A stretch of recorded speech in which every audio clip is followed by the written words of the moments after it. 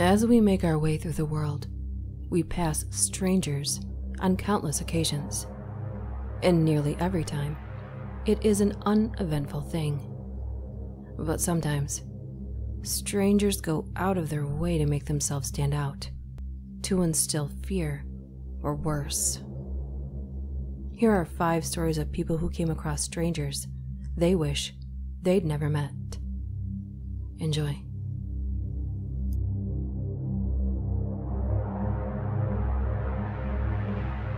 One of my favorite activities is exploring old abandoned buildings. I've seen quite a few strange things during these trips, but one experience still terrifies me. A few years ago, I found a long-forgotten water refinery through the help of online exploration communities and Google Earth.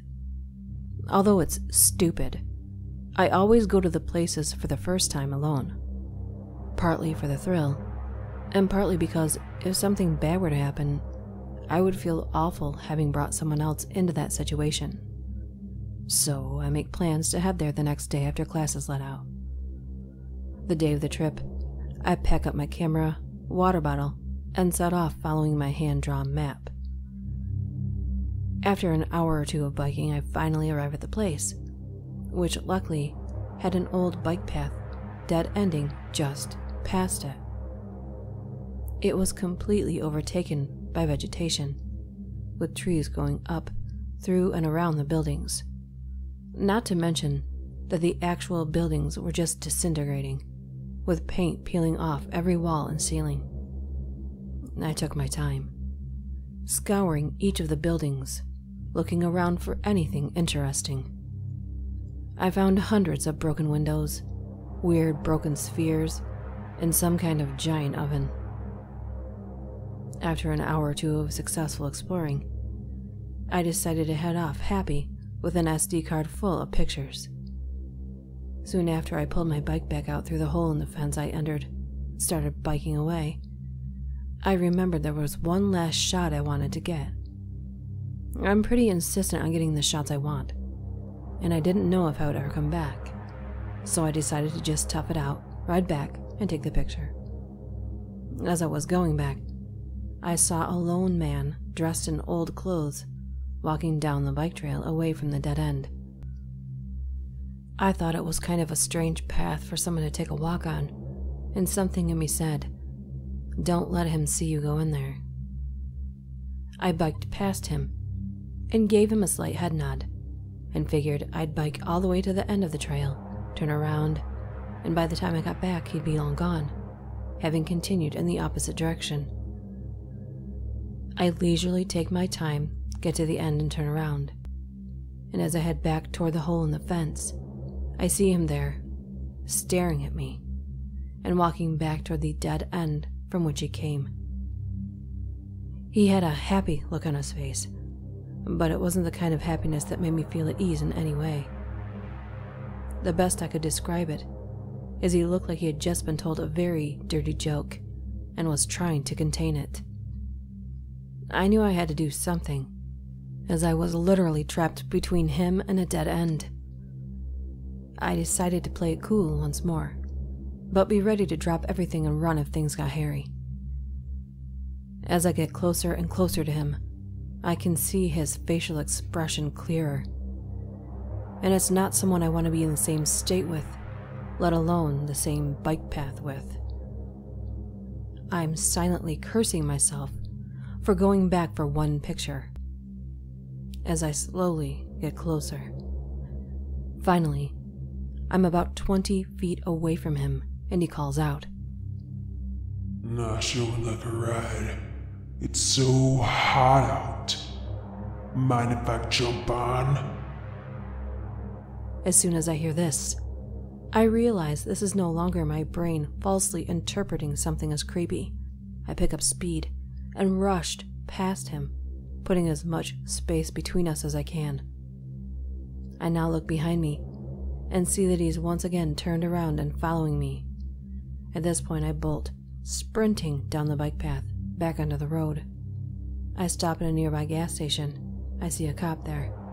I told him I just rode down the old bike path by this park, and he looked at me sort of bewildered as to why a person would ride out there. He then told me he didn't recommend people going there, especially alone, as some shady characters like to hang out there.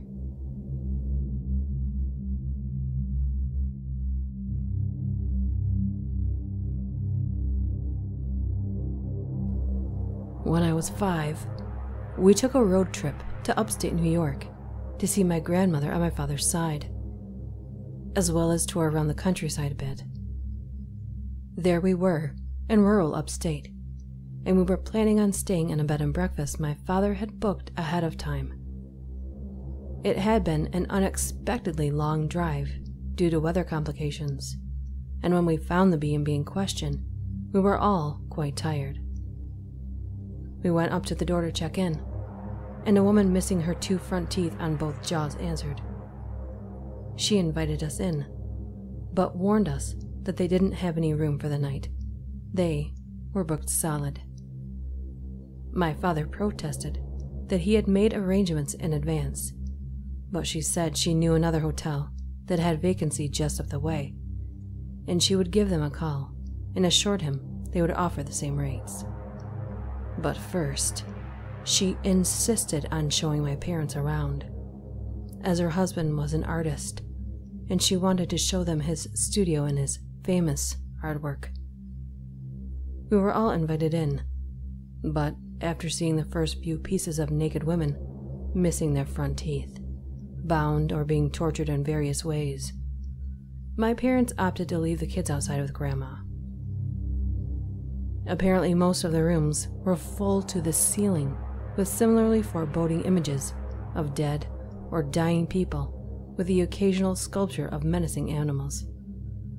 My parents were a bit creeped out, but just figured these people were eccentric and that they had dodged a bullet by ending up somewhere else.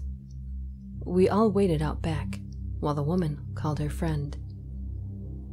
Beside a pit containing what could have been nothing other than an altar covered with pentagrams. My mother mentioned that it seemed strange that not only had they not met the husband who was supposedly there somewhere, having toured the entire house, but that there hadn't been a single sign of life or piece of luggage suggesting that anyone else was actually staying in any of the bedrooms in this supposedly fully booked B&B. We stopped by a park to stretch our legs at some point before proceeding to the next place. The storm was closing in on us, and my parents wanted to be sure we had zero energy upon arrival. While in this park, my mother claims that one of us found and brought to her a small necklace with a pendant on it. The pendant had a pentagram on one side and a Third Reich symbol on the other. My mother took it away and put it in her purse. We arrived at the next bed and breakfast to be greeted by a different woman who also, conspicuously, was missing her 2 front teeth, upper and lower.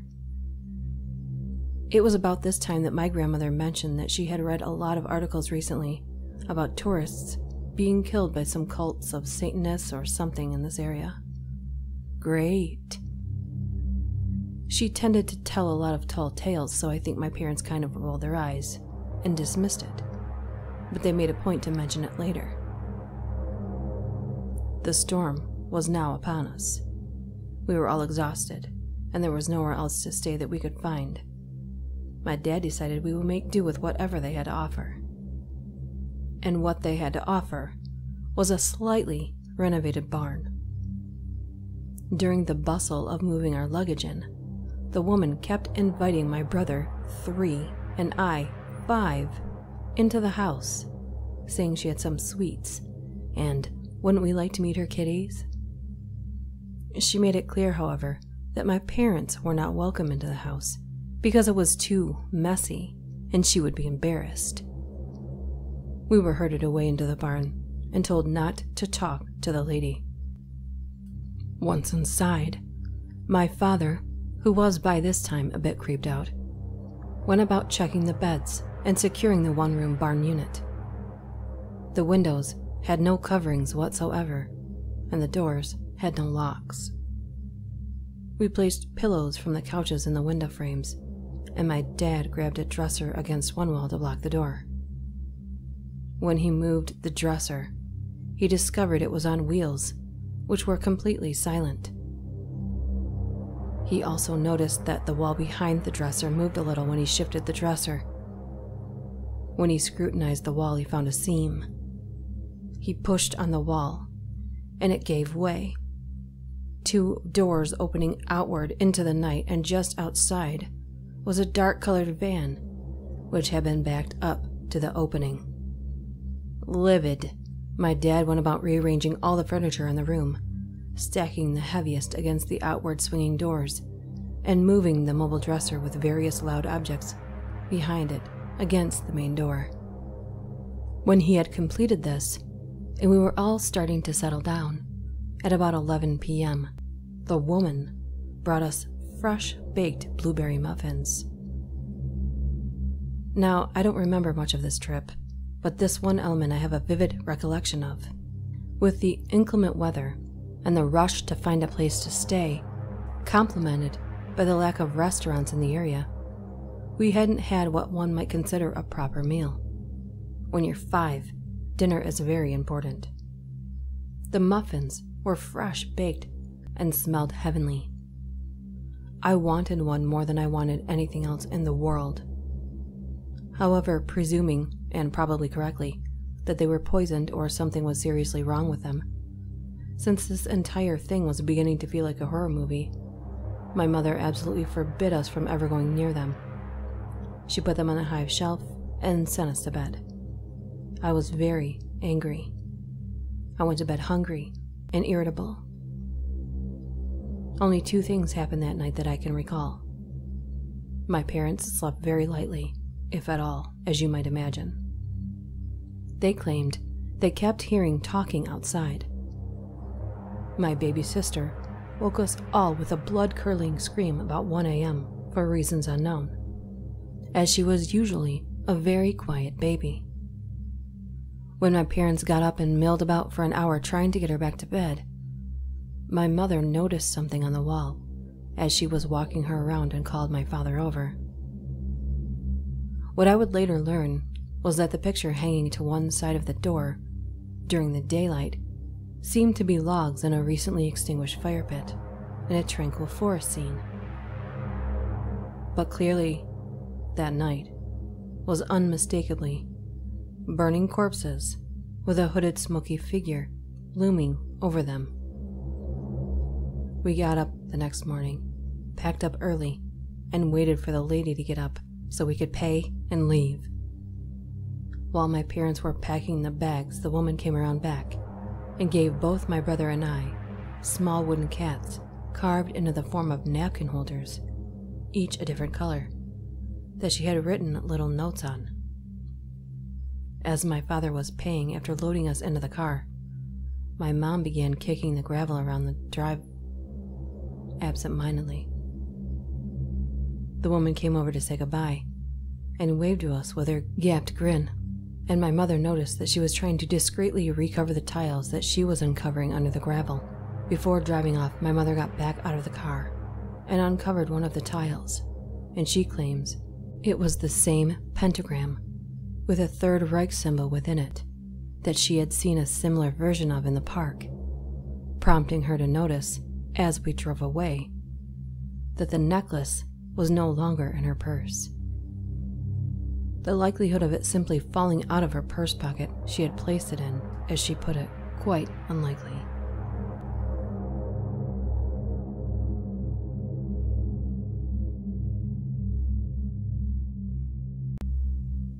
In the mid-80s, my mom was a house cleaner in Australia. She would clean houses in suburban areas and would sometimes do houses in rural regions. We lived near both. She would leave business cards at local shops and get most of her business this way, and some through referrals and word of mouth.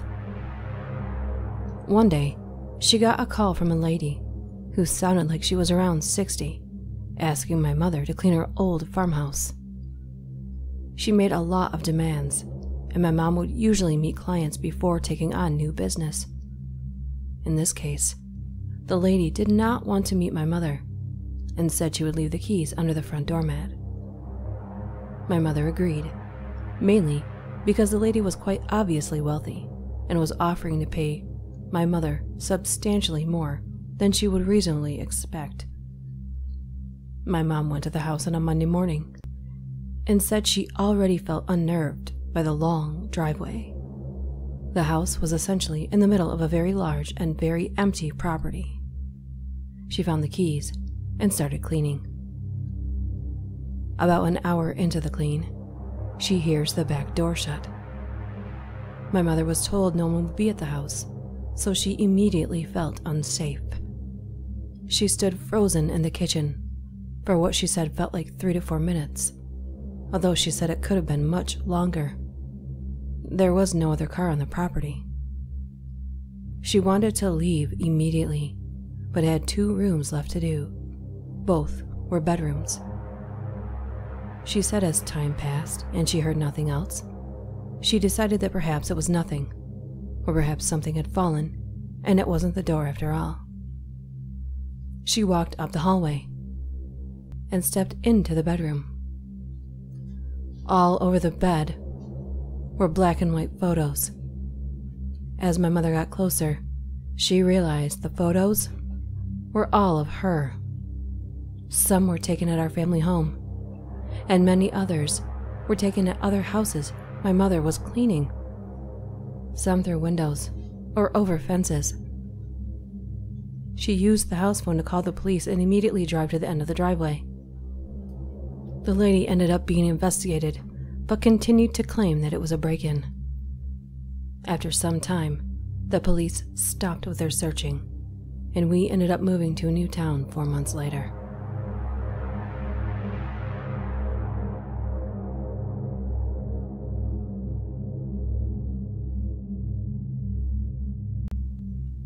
Two months ago, my sister told me at a family party that she thinks someone has been coming into her house in the middle of the night.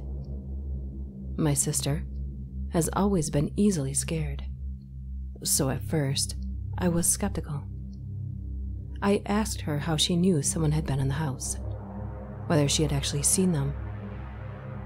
She told me she hadn't seen anyone, but she said she knows for a fact someone was in her house.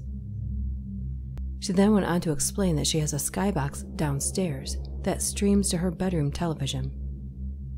The first time it happened, she said she heard the TV was being used, so she turned on her TV, and someone was flicking through the channels. I still really didn't buy it, but she did seem genuinely afraid. She claimed it had been going on for 3 months on and off. To put her mind at ease, I told her I'd stay at her place for a few nights and wait to see if the guy comes. I took my younger brother along, just to be safe. We stayed at her place for 4 nights, and in those 4 nights, nothing happened. Me and my brother were convinced she was going crazy. My brother and I decided we had stayed long enough and told her that we were going home. She got extremely upset about this. I reassured her and told her to call the police the next time it happened. She had called the police once before about the guy. They turned up to find no one was in the house. I said she could call me anytime she wanted and left for work. 2 days later, she called me at 11:30 p.m. and claimed he was downstairs in her house right now. I asked her how she knew, and she said he's walking around the house. She was whispering and crying. I knew she wasn't making this up. I could tell from her voice.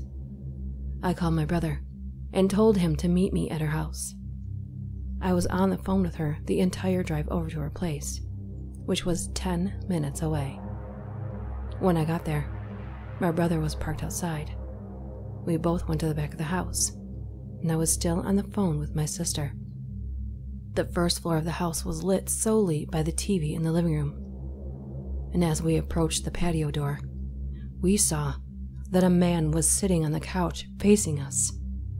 We were frozen solid, and my sister noticed that we went quiet and started asking what was wrong and if we could see him. I told her to stay quiet and that we had it in hand. I then hung up and called the police to explain the situation. The guy hadn't moved from the couch at all. The TV turned off while we were waiting for the cops. Me and my brother majorly freaked out when it happened. We couldn't see anything downstairs. Then the hallway light turned on, meaning someone was on the stairs. We opened the patio door and ran up the stairs and caught the guy with his ear to her door. We kicked the shit out of him and got my sister out of the house. He had a knife in his coat pocket.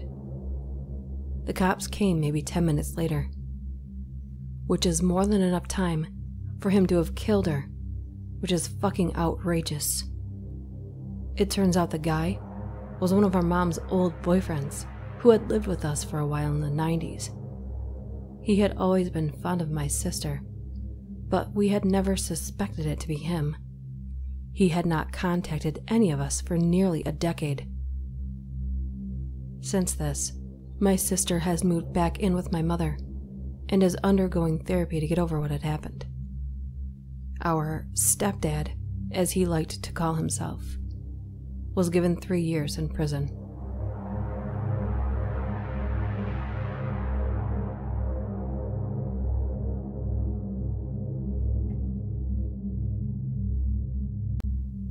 When I was in college, I lived in an area notorious for being a party school. It fully lived up to its reputation. I liked to party, but holy shit, these people were off the wall. And as such, there were a lot of people who put themselves in dangerous situations. Drinking to excess, not being careful, not locking doors, etc. It had a very isolated and insular vibe, and anyone who was hanging around who wasn't college age immediately looked out of place and strange.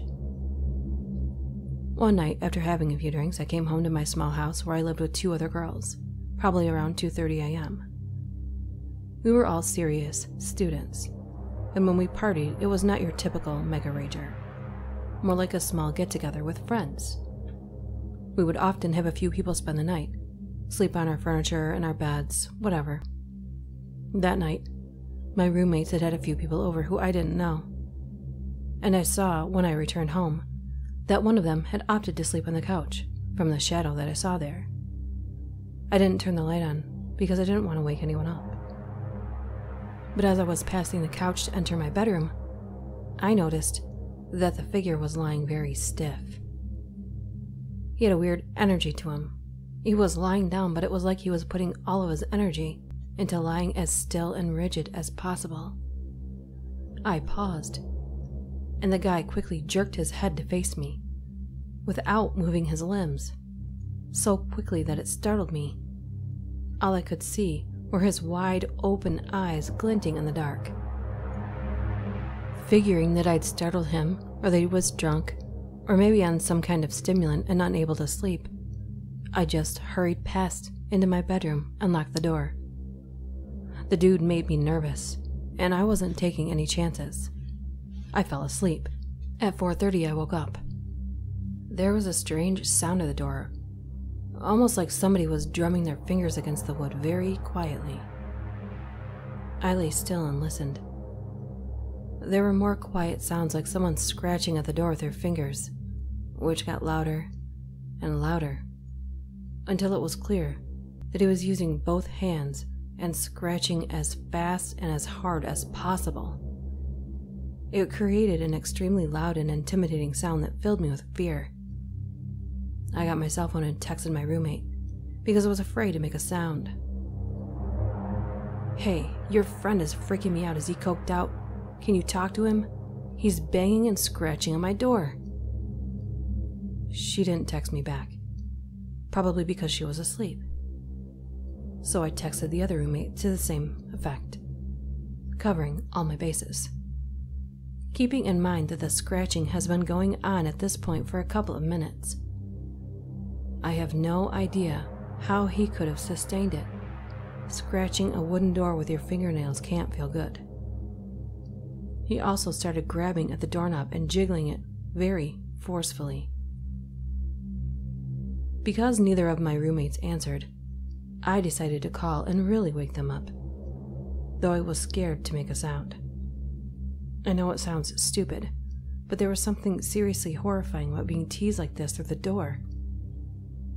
I knew that he was trying to terrify me, and I felt like a little kid, but I could tell this guy was fucked up or something, and maybe the police needed to be called, and I wanted to loop my roommates in since it was one of their friends. The scratching stopped abruptly, and I called my roommate, who answered sleepily. "Yo, your friend is messed up. Can you please deal with it? Do we need to call the cops? He's seriously scaring me, and he was scratching at my bedroom door. He's really fucking weird." She didn't say anything for several seconds, and when she did speak, her voice lost all sleepiness. "What friend?" she said. "That fucking guy that was sleeping on the couch," I said. She was quiet again. "We didn't have any guys over," she said. "Call the police."